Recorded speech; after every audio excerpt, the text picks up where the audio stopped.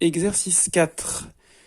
On a un système différentiel, x' égale à x plus b. La particularité ici, c'est qu'il y a un second membre. A est diagonalisable, il n'y a aucun problème. Je ne vais pas détailler la réduction de matrice de 2. Juste à la limite pour le pomme caractéristique, ça nous fait réviser x carré moins trace de x plus déterminant de a. Sinon, vous le calculez, pas de souci. Vous trouvez deux valeurs propres simples. Donc, les sous-espaces propres sont des droites vectorielles et vous trouvez très simplement. Ok. La particularité ici, c'est comme il y a un second membre, on n'a pas de formule toute faite. On peut, en revanche, utiliser la méthode, toujours la même, y égale p moins 1x ou x égale py. On obtient x' égale à x plus b si et seulement si py' égale p dp moins 1 py plus b. Et là, c'est un tout petit peu plus compliqué que quand il n'y a pas de second membre. Si par exemple je multiplie par p moins 1 à gauche, qui est inversible, y' égale dy plus p moins 1b.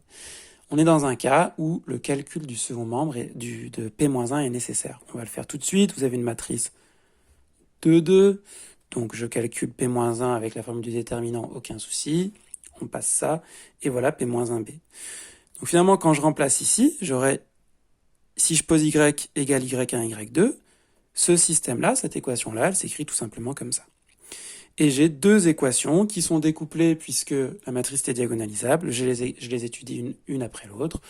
Alors dans les deux cas, j'ai la solution homogène. Je vois tout de suite k exponentielle moins t, k exponentielle 3t. Et puis, encore une fois, soit vous faites variation de la constante, soit vous voyez ici directement, 1 n'est pas solution oméga t, oméga égale 1 n'est pas solution de l'équation caractéristique, 1 n'est pas solution de l'équation caractéristique, donc on cherchera en k exponentielle t.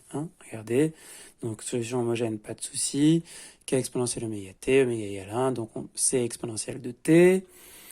C'est pour y, donc y', je remplace, on n'a plus 1 sous les yeux, mais vous pouvez les regarder, et on trouve c égale moins 1 huitième. Ce qui fait qu'une solution particulière de 1, c'est moins 1 huitième de l'exponentielle de t. Je donne pas toutes les solutions de 1, ça sert à rien, on les verra après. Pour 2, on fait exactement pareil. On trouve aussi moins 1 huitième de l'exponentielle de t, il faut savoir que c'est une coïncidence. Je remplace, je vous laisse un peu regarder, mais vous pouvez mettre pause. Y est solution si et seulement si y est égal à ça. J'ai remplacé y1 et y2.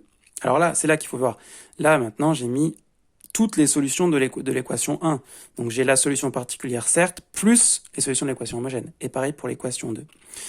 Comment je reviens à x? X, c'est py. Je fais toujours pareil. Je vais sortir p de 1, 0, parce que ça me donne la première colonne de p de 0, 1. Petite remarque, à la fin, j'ai mon système, j'ai l'ensemble solution, toujours pareil. La structure, c'est un système avec second membre. La solution de l'équation du système homogène, plus une solution de l'équation particulière. Remarque ici, je m'en doutais, je retrouve un résultat que je savais, si on utilise le théorème, vu que j'avais moins 1 comme valeur propre associée à moins 2, 1, et 3 comme valeur propre associée à 2, 1, je savais déjà, par théorème, que la solution homogène, c'était ça.